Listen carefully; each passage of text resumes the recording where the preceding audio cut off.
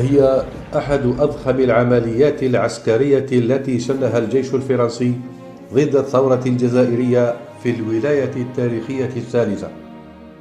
عملية دامت حوالي 8 أشهر من جويلية 1959 إلى غاية شهر مارس من سنة 1960، وأسفرت عن استشهاد أكثر من 7000 شهيد، وكان الهدف منها تدمير بنية جيش التحرير الوطني والقضاء عليه.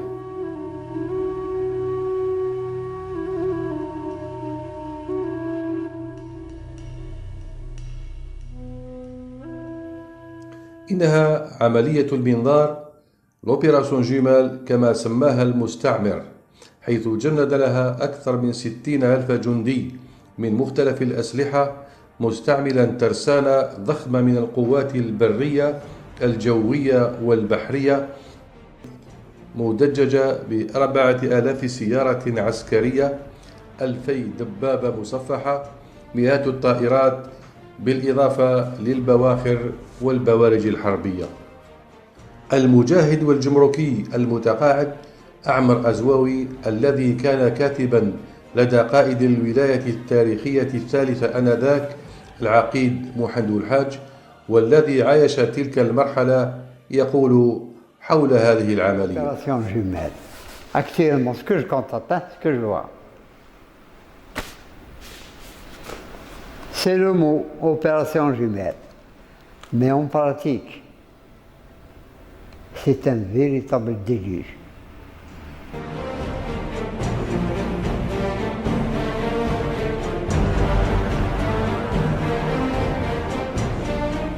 Paul,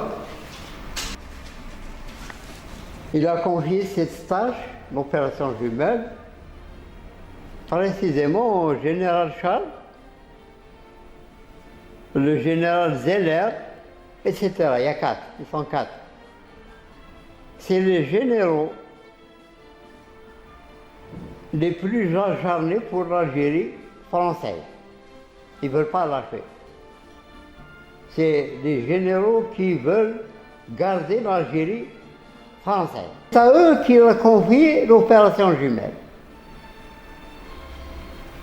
Allez-y, vous aurez tous les hommes qu'il vous faut. Tous les hommes de l'armée française. Il leur a donné 60 000 hommes, plus les moyens qui ont été interdits par les conventions internationales, le napalm. Ils fouillent systématiquement les montagnes, etc. Ils ont découvert toutes les grottes. Même crash pour l'Aïden, il y a telle grotte qui n'est pas découverte. Ils ont, comme j'ai dit, ils ont fouillé minutieusement tout. Les grottes, ils les ont minées. Ils ont mis du gaz d'asphyxiant. Certaines grottes, ils les ont cimentées carrément. Parfois avec des moudjahidines à l'intérieur.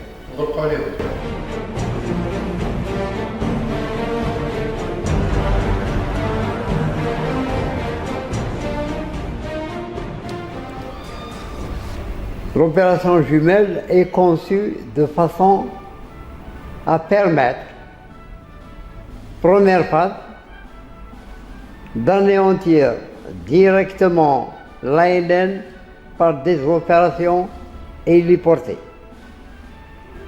En montagne, bien sûr, mais dans les forêts, de ne pas donner de répit aux unités jusqu'à leur extermination.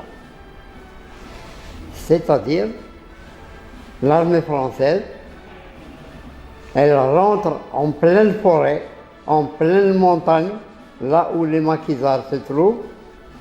Ils essayent de les liquider, ils essayent de lutter avec eux jusqu'à extermination et les poursuivre sans relâche.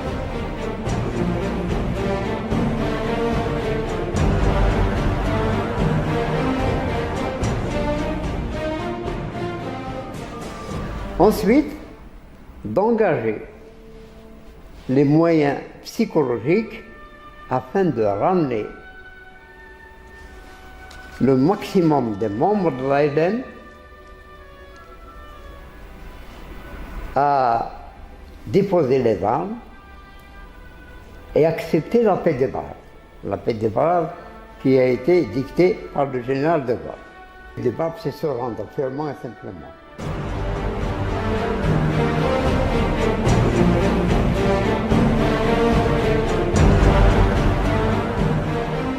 En deuxième phase, lorsqu'ils auront terminé avec l'Aïden, le Djbel, les montagnes, ils essayent d'isoler les populations rurales de l'Aïden par tous les moyens. Ils essayent de les isoler. Comment? Par le regroupement des populations, regrouper les populations, les encercler au village avec du barbelé et leur demander d'assurer leur propre défense. C'est-à-dire, ils regroupent toutes les populations, ils les encerclent avec du barbelé, personne ne rentre, personne ne sort, et ils leur demandent d'assurer leur propre défense, c'est-à-dire de se constituer en autodéfense.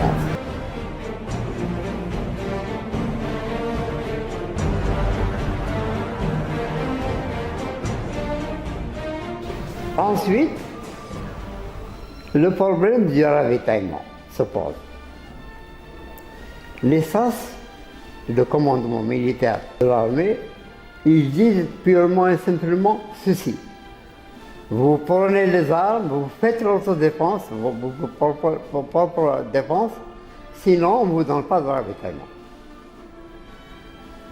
Ils sont dans un village, ils sont encerclés avec le barbelé, ils ne peuvent pas sortir ni entrer sans autorisation, et ils leur demandent d'assurer leur propre défense, de prendre les armes et de se défendre eux-mêmes, en cas où l'ARN viendrait. Les populations ont été amenées à manger de l'herbe, l'hachiche. Parce qu'ils ne veulent pas donner d'autodéfense. Ceux qui ont donné l'autodéfense, ils leur donnent le ravitaillement, mais d'une manière rationnée, par tête. Vous avez une famille de 5, ils vous donnent du ravitaillement pour les 5 personnes, pour éviter à ce qu'il n'y ait pas de ravitaillement en plus pour le donner au maquis-bar, pour le donner à l'extérieur.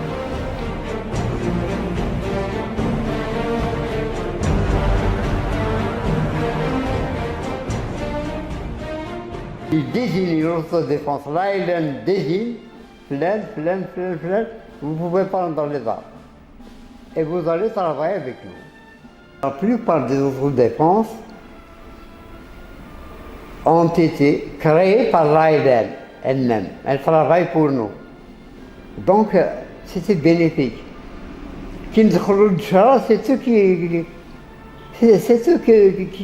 faisaient la garde. C'est eux qui nous passaient le ravitaillement, etc., etc.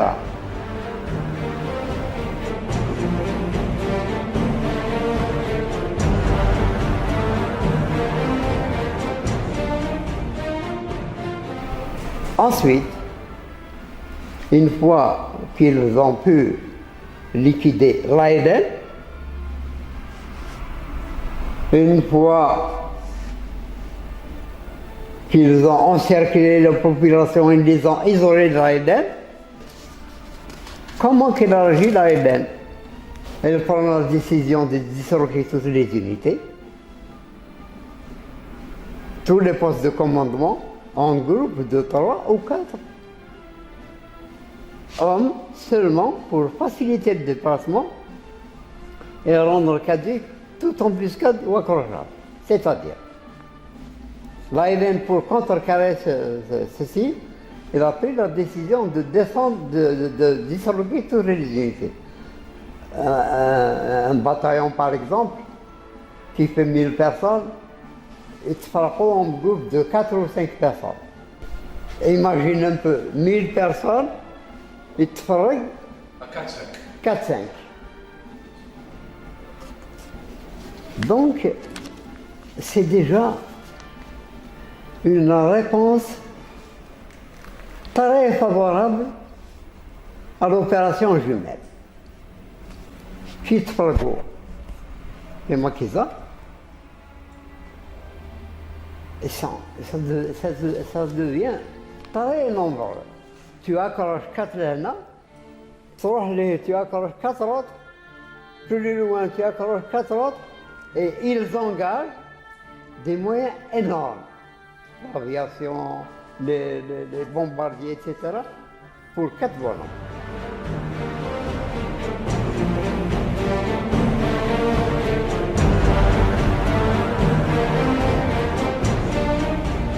Ces groupes, d'abord ils doivent respecter le mot de passe. Quand ils circulent bientôt, le mot de passe, c'est important.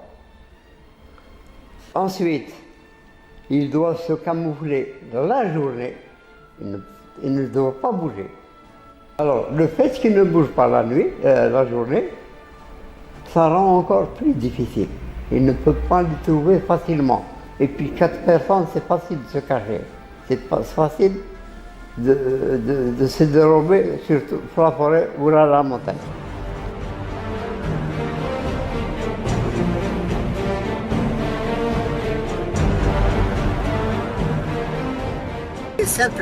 Un simple ordre.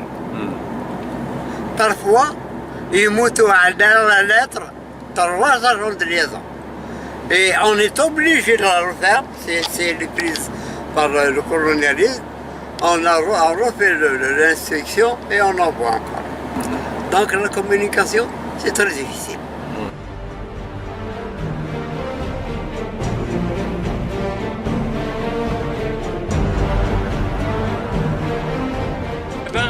Avant, pour avoir des armes, on envoyait des convois d'ici jusqu'en Tunisie, ramener des armes, 2 par Moudjahidi. C'est-à-dire, ils mettaient 2 mois pour aller et 2 mois pour revenir. Ça fait 4 mois pour revenir, mais en cours de route, ils partent d'ici à 130, ils revenaient ici à 30, 35. Généralement, il y a toute une compagnie, c'est 120 balles. Il y a des compagnies au retour, 10 ou 15, comme stage. Donc, plus de 100 sont morts, sont décédés.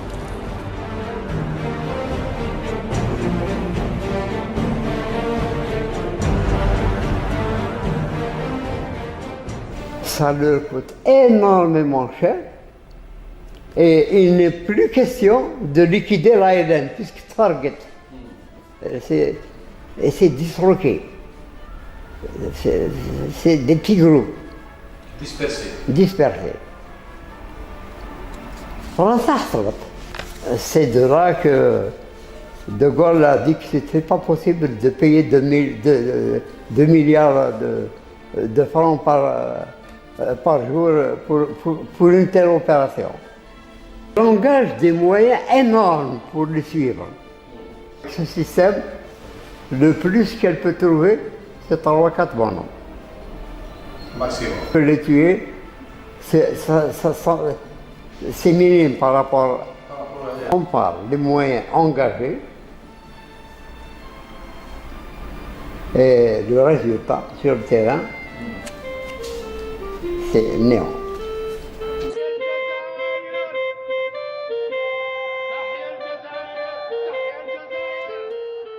رغم الإمكانيات المسخرة لعمليات المنظار وسياسة الأرض المحروقة الممارسة من طرف الاستعمار، إلا أنها باءت بالفشل، واسترجع جيش التحرير الوطني أنفاسه وعاد إلى مقر القيادة بأعالي أكفاد، وبقي به حتى الاستقلال.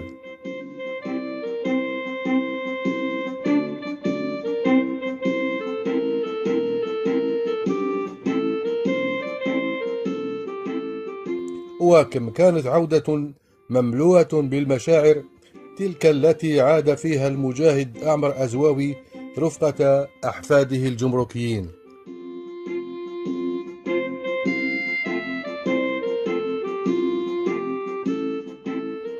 كما كانت فرحته لا توصف وهو يسترجع ذكرياته في المقر الذي كان يكتب فيه المراسلات وتعليمات القيادة.